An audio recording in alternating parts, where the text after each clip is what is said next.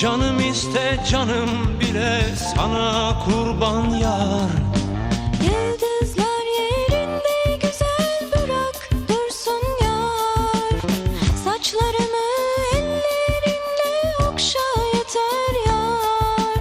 Gönlüm senden bir şey ister, nasıl desem yar.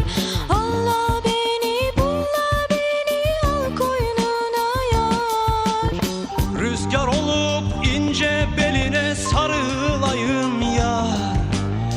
Çimen olup ayağına serileyim yar. Sürme olup gözlerine sürüleyim yar. Canım iste canım bile sana kurban yar. Allah beni bulla beni al koynuna yar. Gözüm senden